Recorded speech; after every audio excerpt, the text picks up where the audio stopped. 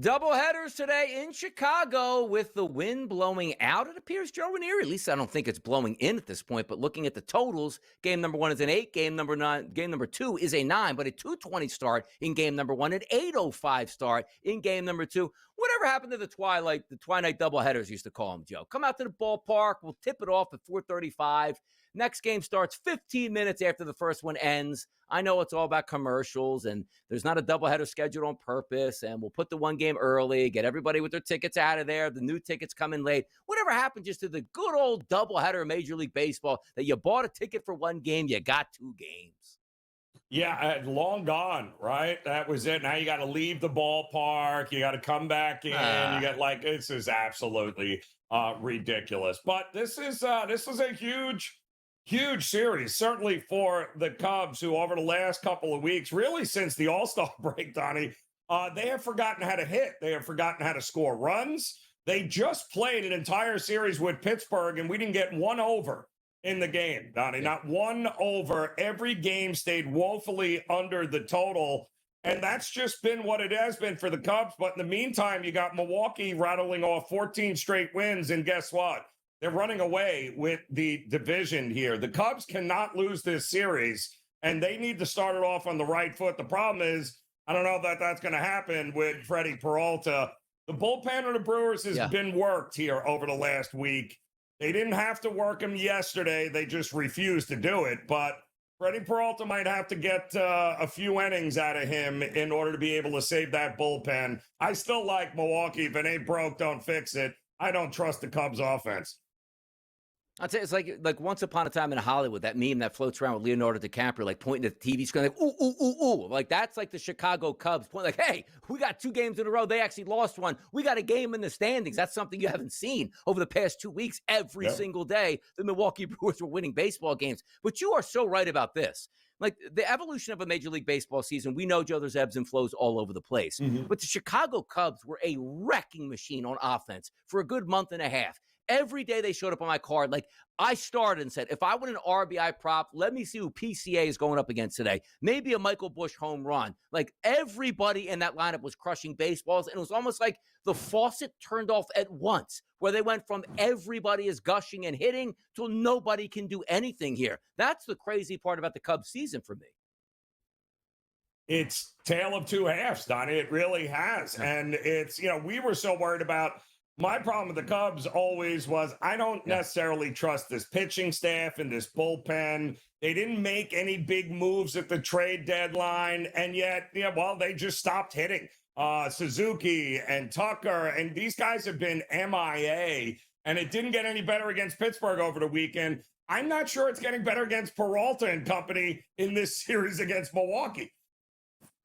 Yeah, I actually wanted to see like that 15-game winning streak come to town in Chicago. Like, if there's any way they could play 5 games, Joe, and like 5 straight wins by the Brewers to make it 20 games in a row, that would have been absolutely phenomenal to watch it. But good things come to an end, and maybe they get another streak started this week. But that was finally something for the Cubs to say, man, they don't win every game, because then the pressure really ramps up. Like game 1, Peralta's on the mound. He beats Horton. Oh, no, that's 16 games in a row, and now you're 10 games back or whatever in the standings at this point. So maybe you can win this series, but come on, like even if you win it, 3-2 seems like that's a really good task. 4-1, 5-0 to make a dent. Can you imagine a 9-game like setback, 5 games in a row, and makes it like 4 games, or it goes in the opposite direction, Joe, of like 14, as the lead? That's crazy. Yep. Yeah, and that's exactly the point that we're at with this. Timing is everything, right? So now the Brewers, all right, you finally lost a game, and now you got to go up against this kid, Cade Horton, who was giving up what? 1 run across 28 and a third innings here. So, runs might be hard to come by here, even with the wind apparently blowing out at Wrigley this afternoon. I don't know how many runs we're getting from the Cubs here, though. That's the problem. How does this end today, Joe? Like, there's 2 games here. It's usually you can just say, flip the coin. One team's going to win game number 1, obviously, but the other team that lost game number 1 is going to win game number 2. Is there a chance? Because a sweep by the Brewers wouldn't raise my eyebrow. A sweep by the Cubs would raise my eyebrow. Like, okay, now that's 3 games in a row that Milwaukee lost, and the Cubs have sunk their teeth into 2 more games in the standings. What's more likely today? Forget about the split. Who's going to sweep today, Joe?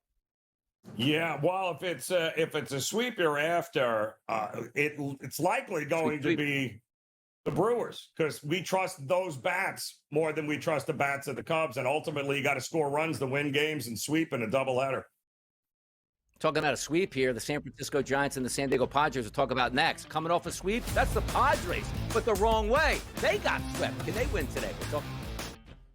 907, 908 on the rotation. Major League Baseball, get your handicapping hats on here. 9:40 start tonight. That's Robbie Ray, the lefty, be on the mound against Nestor Cortez. He also, Joe Ranieri, is a left-handed starter. Favorite overnight at around a minus 130 price, starting to grow as high as 150s and 152s in the marketplace. A total, which opened up overnight at 8, has now dropped at most outlets to 7.5. Nestor Cortez on the mound.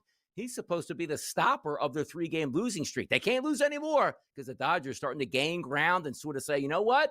Now's our point to take off. What happens tonight in San Diego? Well, they better bounce back is what they need to do. I mean, the Giants are a hot mess. I mean, it's good for the Giants to get out of Oracle, where they just have not been able to win a game. They finally won a game yesterday for Logan Webb, but they have been absolutely miserable at home. The offense is nowhere to be found. They can't hit left-handed pitching, and wouldn't you know it, good old nasty Nestor, the lefty, who's only allowed, Donnie, 3 runs in his last 9 1/3 innings, his last couple of starts. We know the Padres bullpen leads the league in ERA. They've got a lot of guys that can come in and back them up. If they can get nasty Nestor to 5 innings here, limit this Giants offense, which shouldn't be hard, you got to like the Padres' chances of getting it done here and getting back in the win column. Gotta do it. Like, you can't waste any more time because, you know, the Dodgers are in Colorado. Yep. So the Dodgers will probably put up 13 runs themselves tonight, and you can't afford to say we just got swept out of first place and then we lost another game as if we went head-to-head because we lost a game in the standings, once again with our loss to the San Francisco Giants. We'll see what happens there. Seattle, staying here on the East Coast, played last night in Williamsport. Not a long trek to go from Mets, where they played City Field, going over to Williamsport, then over to Philadelphia here. So still keeping a West Coast team on the East Coast. That's going to be Gilbert versus Suarez. 9:17, 9:18 on the rotation, 6:45 p.m., Citizens Bank Park. This favorite overnight, roughly a pick'em. Where does it sit right now? Still a pick'em. Total that's listed at 8. It's dropped to 7.5 at some outlets here. You usually see this and say, okay, Logan Gilbert, who has an ERA of 3.07 over his past 45 days and an xFIP of 3.16. Great. Well, Ranger Suarez is probably better. Anybody watch Ranger Suarez pitch over the past couple outings here, particularly over the last month? He's all the way down to a 5.58 ERA since July the 1st. This was a guy that we talked about maybe some Cy Young hype and was pitching that well. Something is wrong with Ranger, and it seems like it was like last year. Unbelievable start to the season, a little bit of back issues, faded down the stretch. Comes back this year, pitched sensational to start the season, but now he's starting to leak, and I don't really think it's a mechanical issue or even just like your arm hurts or fatigue. He's just not pitching well. No, he's not. He's not locating. He's walking guys. He's giving up a lot of barrels, a lot of hard contact. So not great, but it is a pretty good spot for Philadelphia here. They had the early start yesterday, right? So that game was over. You have Seattle is on the midst of a long East Coast road trip here. Had to not only play at Citi Field, but had to hop into now they had to go to Williamsport last night to play Sunday night baseball. Yeah, I like Suarez to be able to limit the damage here. It's a good spot, I think, to back Philadelphia to keep rolling. You need a bounce back tonight. By the way, Detroit did play good baseball, just were horrendous yesterday, and trust me, it hurt my wallet. 9:09, 9:10 tonight, 6:40 p.m. start. Houston's going to go on the road, and they got to get some offense together as well. They didn't do anything yesterday, but Arrigetti's on the mound, who I don't love, working his way back off the IL, going up against Jack Flaherty. Flaherty overnight around that minus 140 price, Joe. That's higher now. Minus 150s, minus 155s, and the total that opened up at 8.5 still sits at 8.5. Detroit is at home versus Houston. It's a pretty pivotal game for both of these teams. You see Detroit starting to extend their lead once again over the Guardians, who you expect it would eventually fall back. But Houston needs every win they can get in that race with the Seattle Mariners. Yeah, and it feels like we got two pretty good pitchers for an over spot here. I don't like Flaherty. The longer the season goes, I think the more opportunities teams are going to have to put some runs on the board against him. And Arrighetti still trying to work some of the rust off on his way back. He missed a ton of time this year. And when he has been back, he's been hit, and he's been hit pretty hard here. So wouldn't shock me if we get on a nice hot night there in Detroit, we get over 8.5 runs here. That's where I would look. Give me the runs. Yeah, keep in mind, too, because sometimes you still play it out like, okay, what's the starters going to do? And then the bullpen comes in. Hader's down for the rest of the season. They're hoping to get him back for the playoffs. So when you get to that 9th inning, it's no longer like just turn the TV off. Like, you might have a legitimate chance, which also means, Joe, stress on the bullpen. That normal 6th inning pitcher, he's now the 7th inning guy. The normal 7th inning guy, he's the 8th inning guy. The 8th inning guy is now the 9th inning guy. So it sort of sets back guys that you normally aren't used to coming into those situations. So if you do need extra runs or a comeback, there's a legitimate chance that you can get that. Paul Skeens, he's going to be your NL Cy Young Award winner, barring a devastating injury with the news that came in here over the weekend where Zach Wheeler's going to be down for at least 15 days. He goes up against Kevin Gausman. That's the Toronto Blue Jays and the Pittsburgh Pirates tonight. 9:15, 9:16 on the rotation, a 6:40 start from Pittsburgh. No surprise, it's a 7 total in this game, and it is a pick'em. Toronto's a much better team here, but can you rely on Paul Skeens to go 6 or 7 innings, 1 earned run to keep him in the game? Or do you say, I'll take the better baseball team and wait out Paul Skeens and collect the victory at a depressed number? Yeah, well, as long as he's not pitching against Milwaukee, I think Paul Skeens will get back on track here. And again, we just talked about the Pirates.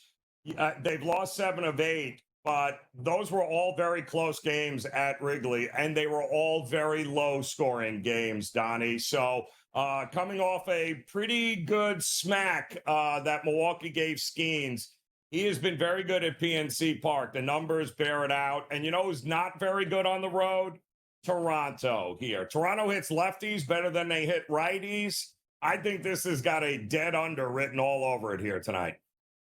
You take a look at the last 45 days. Skeens is the number 1 pitcher on the card. That doesn't surprise anybody. ERA really nice at 2.14, but an xFIP number sensational, 2.86. You look at Kevin Gausman. He's got 48 2/3 innings pitched in over those 45 days. He still has a decent ERA at 2.96, but that xFIP number is a 4. So it is a pitching advantage here, as we know, for Pittsburgh. Like, can you imagine this game? Just switch lineups. Like, Skeens pitches for Toronto, and Toronto is at home. Are we looking at a minus 225 or higher? Even though we know Gausman's a decent pitcher, but you get Skeens, a great pitcher with a bad lineup. You get Gausman, who's a quality pitcher with a quality lineup, and that's why you get these games just a little bit lower. So for me, like, if Pittsburgh isn't up at the end of the 5th inning, like, what are you doing with a Skeens start? Because you know Skeens probably isn't going all 9 innings, and you leave it up to that bullpen. Like, the only way I could bet Skeens starts, Joe, to be honest, is betting them in the first 5 innings. Because if they do lose, they end up winning. It's like, well, that wasn't even my handicap. Like, nobody's saying like, oh, I think Skeens gets beat up, but they win late in the game. Stop the madness. You think Skeens is absolutely filthy through 7 innings. I can only bet Pittsburgh first 5. And it's not a bad way to go either. I mean, I think runs either way are going to be hard to come by both Toronto and Pittsburgh. Is the game going to be decided in the latter half in the bullpens? Likely, but Gausman and Skeens are going to be tough to figure out for both these lineups here, I think. Exactly. Doubleheaders, we said, starts here at 2:20 p.m. Eastern between Milwaukee and Chicago. That win streak broken. We'll see if they can climb up the leaderboard there with another win streak. But also understand this. The Cubs know this 5-game set, Joe, it is do or die. You either win this 4-1 or you kiss the season goodbye with a chance to win that division. You just start trying to hunt down a wild card race. But if they can win that series 4-1 or do some more damage there, that should be a lot of fun to watch it play out. But other games on the card tonight, as we talked about too, Joe, you look at that game in Colorado, 11. Yamamoto's a better pitcher, obviously, than Kyle Freeland. Is that a chance for that Dodgers bats to get really untracked? They performed very well in a pitching environment versus San Diego. But I'm really interested to see what we get out of the Dodgers. Because as we know too, Joe, like, you just had a series where you get to decompress and like, whew, swept the Padres, we're back in first place. But does that mean, okay, extra focus on Colorado? Or do you fall asleep in that thin air in a team that doesn't mean anything in the standings, right? Colorado has won 4 of their last 5 games, people. They are cruising. 3 in a row at home. I wouldn't be laying any sort of big number right now against Colorado. Watch out, Dodgers. Watch out. Yeah. By the way, watch out for Chris Bryant. Where is that guy anyway? I mean, my goodness, Chris Bryant. Show up for the Rockies once in a while. Tom Vecchio joins us next. Oh, the show just got better. Did your Monday just get better? Why? Because the energy is high. We know that. I'm Donnie Rightside. He's Joe Ranieri. And you know who else is coming into the show right now? It's Tom Vecchio, the jack of all trades, who sits in a chair next to me every single Sunday at 10 a.m. to 12 p.m. to break down the Major League Baseball card. And we're here to do it again, a full slate Monday, which you really like to see in baseball. And away we go, Tom. How we feeling about today? We got doubleheaders. We got big games. Yeah. Yes, sir. Coming off of yesterday's show, hopefully everyone tuned in because we had a good show. First off, Eric Freddy, 3+ walks at plus 155. Byron Buxton for a home run at plus 340 came through. And Zach Neto and the Angels, shout out to extra innings at plus 320 for a home run. All three of those coming through at big plus money. Great show. We move on to today. We got a preseason game tonight. Let's get going. By the way, did you hit your dog yesterday too? Because I hit the Reds were my dog. And I was like, oh, my God, I'm going to lose my dog play yesterday. I had the White Sox. They were up early. Orioles came back and scored. That's true. And you had the Reds at plus money, and then there was some big steam plus 101. to them moving to minus 120 or whatever. So you hit that. We had some nice plus money really across the board yesterday. Swept the pitcher prop yesterday, too. Had a little Miles Michaelis over 2.5 earned runs. That happens. Very fun car. And I only had one home run guy to play. It was Vinny Pasquantino. But the other two guys sat that one out or came in late in the game to pinch it. So good fun Major League Baseball show nonetheless, which we get into Major League Baseball today. And I got to tell you, one of my letdowns yesterday, I thought we'd get more offense from the Boston Red Sox against Jansen Junk. Didn't happen. They had the lead entering into the ninth inning. They lost. Chapman had the day off, and boy, did that pay dividends for the Marlins. But today, we have Baltimore and Boston in Boston, Rogers and May. What are we looking at here, Tom? I'm looking for the Red Sox to bounce back for a win, and there's a couple factors overall. We can say that Dustin May isn't a great pitcher. He's had some okay starts as of late. He's definitely had some bad starts as of late. There's no doubt about it. When you look at Trevor Rogers, he's having an unbelievable season. I'm going to put in quotes. We're looking at 69.1 innings pitched. He has a 1.43 ERA, which is bananas. Even if we look at his xFIP, which is sitting at 363 xFIP is super solid. So he is due for regression by about 2 full runs. But even the 363 is still great. Also, I don't expect the Orioles offense to continue doing what they did over the weekend versus the Astros, put up 5, 6, 7, 12 runs a game. So a little bit cooler temperatures in Boston, a little bit of wind blowing in. I like the Red Sox to bounce back for a win. I'm not banking on Dustin May. I'm banking on the Red Sox overall. If Dustin May can get through 5, maybe 6 innings and only give up 2 or 3 runs, I think we will get to the Orioles bullpen and the Red Sox bounce back and come away with the win. All right. I'm sorry, Ty. I have to back up here for just a second. Did you say on the show yesterday that you somehow allowed Donnie to use a plus 101 as a dog bet and classify it as a dog? You allowed him to get away with that. Is that what I'm saying? What is an official dog bet? Like what is it? Hold on. What is a dog play here? I had the White Sox at plus 138. I had the White Sox at plus 138. What even money? That's a dog. If there's anyone to blame, technically it should be our producer Sam Yarnell, who allowed that bet to be put in. Because I had the White Sox at plus 138. They didn't come through. We got to blame anyone. It's going to be Sam. All right. So tonight's football game, let's just say, is a -1. Is there a favorite in that football game? Listen, if you have a segment that is labeled the dog, and you come out with an even money play, and then your partner on that show has to call you out on it, like I'm calling you out on it right now. I'm just saying, Tom. This doesn't even make sense. Don't let him get away with that. Don't let him get it. Ridiculous. Here we go. Now here's my favorite. Hold on. Here's my favorite part about that too. So apparently, which we're going to go back to the sharp playbook. You take a plus 220 price that loses. That's way sharper than a plus 101 that wins. All right, continue. Let's go. I'm just saying. I mean, bottom line, right? As long as it wins, you don't have to pay anything anyway. So, but tell me about tonight's game with the Padres. Do they bounce back in this spot here, or are we looking to fade them here over the next couple of days? Ultimately, I think they bounce back, but at what point do we have faith in the Giants to do literally anything that resembles scoring runs? Because the Giants don't score runs. They don't score runs at home. They don't score runs away. Robbie Ray, certainly a solid pitcher. Nestor Cortez has put up some solid starts for the Padres. I see the Padres winning this game, again, especially if they have the lead, because, the Giants literally can't score, and you can bring in Mason Miller, and he can give you a 4-out save. The Padres could win this game 3-1, 4-1, whatever it might be, if we do get to the Giants bullpen, because I expect that we to see a first 5 under, full game under, and you give me a Padres live line closer to, let's call it 115, I'd be on board that. I don't want to go to minus 140 on them, considering how they've been playing. And I believe Jackson Merrill left yesterday's game early, so if their lineup's not at full strength, I absolutely don't want to be going to minus 140.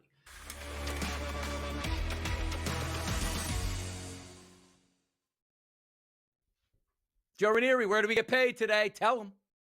Well, listen, Friday we were all about PC Richard and Son, and we took the Yankees, and they ended up getting it done. That's correct. And tonight, listen, it's got to be Pittsburgh and Toronto. And listen, the reason I don't like Toronto on the grand scale in the future markets is you can't have a team that is skewed so much. They're so much better at home than they are on the road. If you take away the 3 games in which they scored 90 runs in Colorado a couple of weeks ago, this is not a great offensive team on the road for whatever reason. They haven't been all year. They hit lefties better than they hit righties. And now you have Paul Skeens on the mound for Pittsburgh, who has been absolutely lights out at PNC Park here. He got beat up a little bit last start against the Brewers, but who doesn't get beat up by the Brewers? Gausman, by the way, to his credit, he's allowed 2 or fewer runs in 7 of his last 9 starts. I don't see a lot of runs in this game at all. I'm looking at the under 7. It wouldn't shock me if this thing closes at 6.5, Donnie. No, we're expecting good pitching performances here. Nice night in Pittsburgh, 82 degrees at start, wind blowing in slightly, but that's a pure pitcher's ballpark, and you got 2 pitchers on the mound. One good offensive lineup, as we know, in Toronto. One that's just brutal, seems like on a day-to-day basis for Pittsburgh. It just smells like a 3-1 victory by either one of these teams tonight. For me, Joe, I'm going to head down to your neck of the woods. I'm going to Miami. St. Louis and Miami. St. Louis in that heat and humidity got beat up by the New York Yankees this weekend. Now they fly down to South Florida. Yes, you have some air conditioning in the building. That should help. But how about Matthew Liberatore? 24 2/3 innings pitched over his last 45 days, a 6.05, not ERA. That's his xFIP number. Yuri Perez, better pitcher. I'm taking the Marlins to get a victory. And by the way, before the show, minus 130 price when we put these in. We're getting steamed, Joe. I got minus 140s out there. The people love to pick on the Marlins, and they're taking care of their business today. The Marlins on the money line? Absolutely. And listen, with Yuri Perez on the mound, I get pitching advantage. I get everything. I got no problem at all looking at the Marlins here tonight. I'd even do it first 5, Donnie, as well, too. I think they play from in front.